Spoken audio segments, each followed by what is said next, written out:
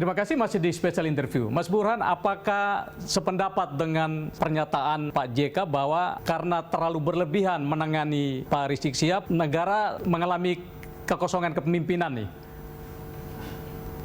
Ya, pertama saya ingin pisahkan ya antara kritik substantif dengan kritik politik. Ya. Pertama dari sisi substantif, saya kira ada benarnya apa yang disampaikan oleh Pak JK. Bagaimanapun pada saat Pak Rizik Syihab pulang, disambut massa yang membludak. Dan kita tahu massa itu mungkin di luar dari antisipasi aparat, baik aparat intelligence maupun aparat keamanan, dan akibatnya terjadi satu luapan massa yang mempertontonkan pelanggaran protokol kesehatan yang sempurna. Dan di situ negara seperti absen.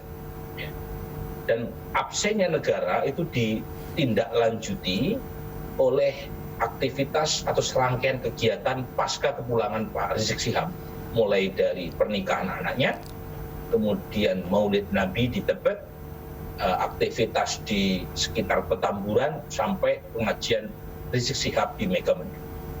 Jadi betul-betul sempurna satu parade penampilan Rizik Syihab yang mempertontonkan betapa hilangnya negara. Karena 8-9 bulan pasca COVID-19 itu kita dipaksa untuk stay at home, dipaksa untuk mengurangi sikap aktif keluar rumah, dipaksa untuk menaati protokol kesehatan, suka tidak suka. Tetapi ketika Rizik Syihab pulang, itu negara seperti tidak berdaya. Jadi pada titik itu ada benarnya kritik Pak JK. Tetapi ada nuansa politik juga yang tidak bisa terhindarkan ketika kritik itu disampaikan oleh JK yang notabene juga seorang politisi. Nah, apa nuansa politiknya? Pertanyaan yang saya ingin ajukan adalah kekosongan kepemimpinan di level mana? Apakah khusus di pemerintah pusat saja? Ataukah kekosongan kepemimpinan di level daerah? Dalam hal ini adalah pemerintah Jakarta dan pemerintah Kabupaten Bogor, tempat terlaksananya pengajian di Megamendung. Nah, ini belum selesai nih kalau kita urai ya. Ada yang mengaitkan dengan kritik JK terhadap pemerintah pusat yang absen. Ada juga yang mengaitkan dengan kritik JK terhadap tanda kutip anak emasnya sendiri, yaitu Anies Baswedan. Nah, kalau ditanya siapa yang menjadi sasaran atas kritik JK, menurut saya semuanya saja, supaya kita lebih fair. Kenapa ketika Rizik Syihab pulang, kemudian ada sambutan luar biasa di bandara, itu otoritas bukan di wilayah Anies Baswedan. Ya. Itu representasi simbol nasional di bandara. Kemudian bandara sendiri berlokasi di provinsi lain.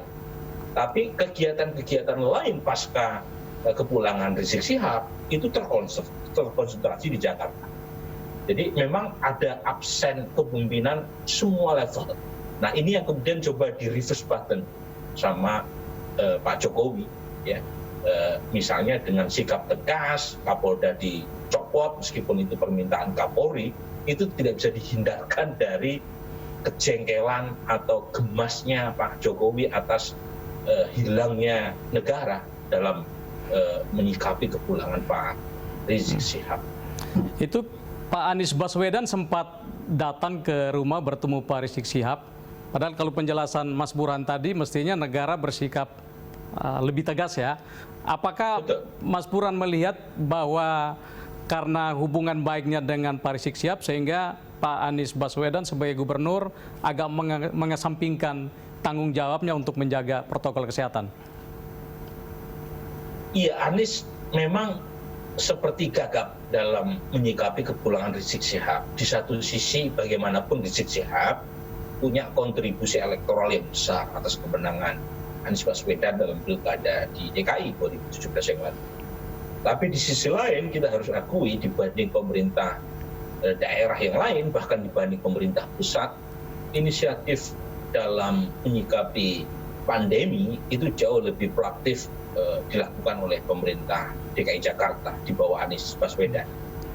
Nah, semua hal yang sudah ditunjukkan Anies, mulai dari ketatnya pelaksanaan PSBB itu seperti runtuh setelah Rizik Syihab pulang.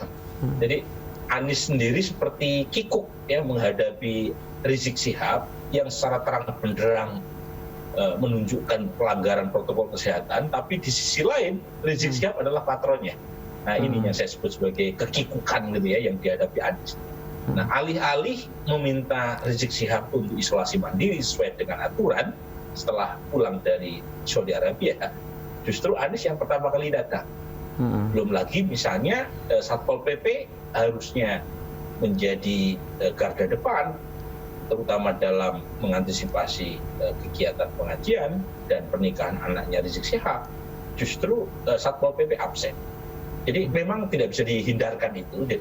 Nah, kalau kita kaitkan dengan buku How Democracies Die, buku yang dibaca oleh Anies, memang itu respon Anies secara politik, sinyal kode keras kritik Anies atas penanganan pemerintah pusat, terutama TNI, pasca ya, kepulangan Rizik Syihab yang dianggap terlalu represif.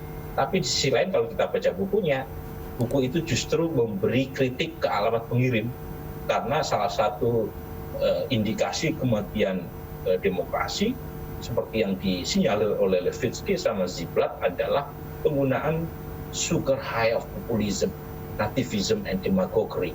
Sesuatu yang kita saksikan begitu kasat mata dalam pilkada DKI kemarin, di mana salah satu aktor penting yang namanya Rizik Syihab. Mas Burhan, kita lanjut di segmen berikut. Pemirsa, kita lanjut di segmen berikut.